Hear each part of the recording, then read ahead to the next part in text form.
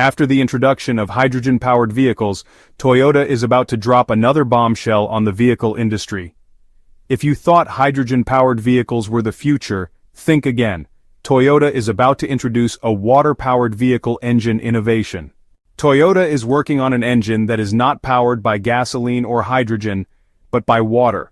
This is something that has not been done in the major automotive industry. Well, it's not surprising given the vehicle brand behind this unique innovation. Recall that months ago, Toyota made headlines for developing a similar innovation, the hydrogen combustion engine and the fuel cell electric vehicles, which convert hydrogen to electricity to power their electric cars. Unlike Toyota's FCVs, the mechanism of operation of this water-powered vehicle engine is quite different. This is 100% real.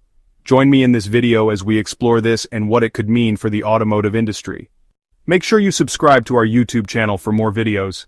When fed with water, the vehicle would simultaneously separate the hydrogen and oxygen gases through a reaction called a dissociation reaction.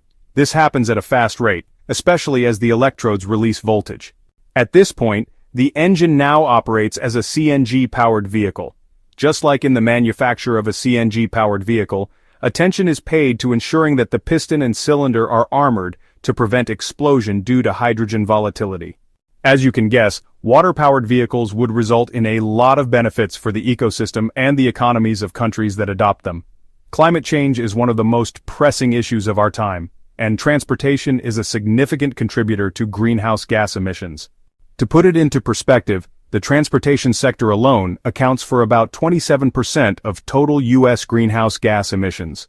With water-powered vehicle innovation, that issue can be solved. There would be a significant decrease in air pollution, resulting in a greener and healthier Earth for humans to live in. The abundance of water is the selling point of this innovation. With an abundance of water, we never have to worry about fuel shortages or price hikes again due to market fluctuations. Just imagine the money and stress that would be saved, especially by businesses that rely on gasoline or even electricity. The availability of water as a source of fuel for water-powered vehicles could also have a significant effect on the extraction of minerals used in EV production, such as uranium and other metals. If water-powered vehicles were to become the dominant form of transportation, the demand for electric vehicles would likely decrease. As a result, the demand for minerals like uranium and lithium would also decrease, leading to a reduction in their extraction. This reduction in extraction would have several benefits. For one, it would help to conserve these minerals for future use. It would also reduce the environmental impact of mining, which can be a destructive and polluting process, especially for water bodies. Finally, it would help to reduce the risks associated with the extraction and the processing of these minerals, such as the risk of accidents and the exposure of workers to hazardous materials. But one could argue that the impact of water in water-powered vehicles and hydrogen in hydrogen-powered vehicles is the same since they offer the same benefits. Well, let's check out the cost to take into consideration when weighing the two options. When it comes to storage conditions, both water and hydrogen have their unique requirements. However, a closer comparison reveals that water is a more practical and safer option for storage. As mentioned earlier, hydrogen is a very volatile and highly flammable gas, and hence requires extreme caution in handling and storage. To store hydrogen safely, it must be stored in high-pressure tanks of between 350 to 700 bar, which are heavy and potentially hazardous. Furthermore, hydrogen is prone to leakage, which can lead to accidents and injuries. In contrast, water is a non-toxic and non-flammable substance that can be easily recycled. It can be stored in lightweight, low-pressure tanks, eliminating the need for heavy high-pressure containers. For water-powered engines, the design is straightforward. Manufacturers like Toyota can leverage existing technology and manufacturing expertise to produce these engines. On the other hand, hydrogen-powered engines are quite complex, as they require a system of fuel cells, electrolyzers, and power converters to generate electricity from hydrogen. So, when putting these two fuel sources alongside each other, water-powered engine vehicles are the clear winner.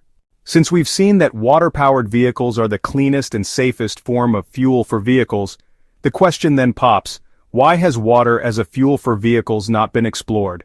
The truth is that attempts to use water as fuel in vehicles have been explored by some independent scientists. In 2016, an Iranian scientist named Ain Simai unveiled his modified vehicle, a car that could supposedly be powered by using potassium hydroxide and distilled water. The engineer said in the video that the car could run on 60 liters of water and travel up to 900 kilometers. He was not the only one.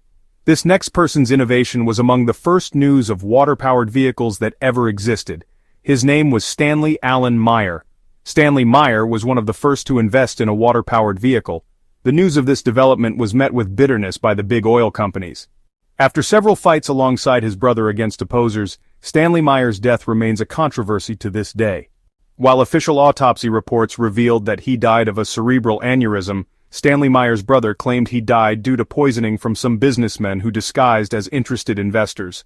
Regardless of his actual cause of death, his constant battle with opposers of this idea shows that this idea was not solely embraced by people inside and outside the automobile industry.